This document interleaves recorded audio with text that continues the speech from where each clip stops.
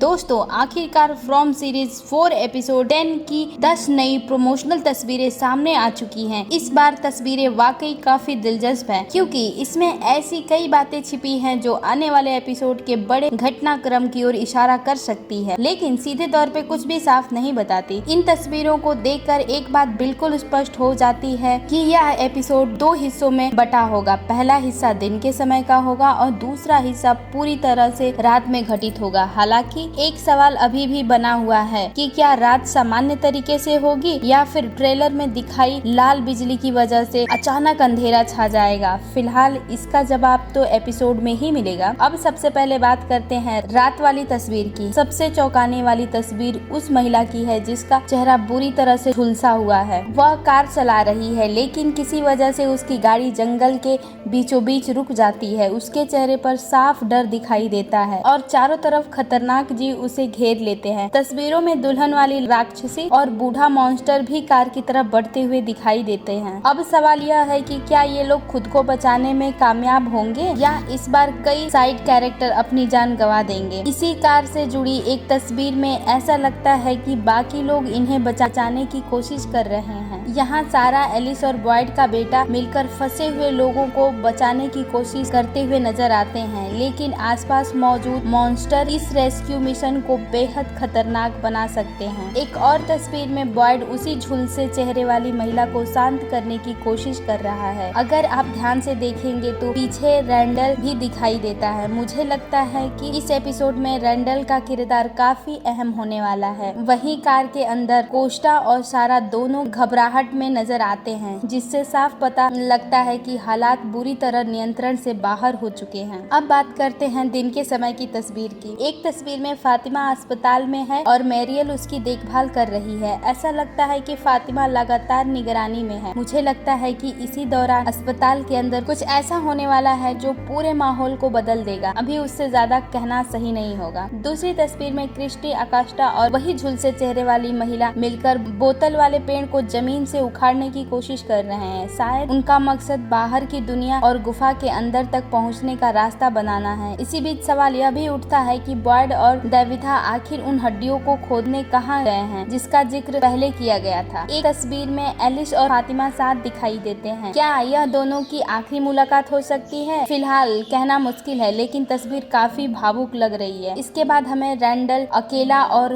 गहरी सोच में डूबा दिखाई देता है। सच कहूँ तो मुझे उम्मीद है कि इस किरदार से जुड़ा कोई बहुत बड़ा राज इस एपिसोड में सामने आए। कई लोगों की तरह मेरे मन में भी यह सवाल है कि क्या रैंडल का संबंध येलो मैन या फिर जंजीरों से बंधे मार्टिन से हो सकता है। अगर ऐसा हुआ तो कहानी पूरी तरह से नए मोड़ ले लेगी। एक और तस्वीर में बॉयड, क्रिस्टी, अकास्टा और बाकी लोग पेड़ की योजना पर काम करते दिखाई देते हैं, लेकिन तस्वीरों को देखकर लगता है कि उनका प्लान उम्मीद के मुताबिक सफल नहीं होगा और सब कुछ बिखर सकता है। आखिरी तस्वीर सबसे ज्यादा ध्यान खींचती है। इसमें बॉयड, एलिस और फातिमा क्लिनिक से बाहर निकलते दिखाई देते हैं। तीनों के कपड़ों पर काफी खून लगा हुआ है। बॉयड की शर्ट और पैंट पूरी तरह से खून से सनी हुई है, जबकि एलिस और फातिमा के कपड़ों पर भी खून और मिट्टी के निशान हैं। इसका मतलब साफ है कि किसी के साथ बहुत बड़ा हादसा होने वाला है। और सबसे दिलचस्प बात यह है कि तस्वीर में तीनों अचानक आसमान की तरफ देखने लगते हैं। क्या इसी पर ट्रेलर में दिखाई गई लाल बिजली आसमान में चमकेगी? क्या उसी की वजह से अचानक अंधेरा छा जाएगा या फिर मॉन्स्टर बाहर निकल आएंगे? कुल मिलाकर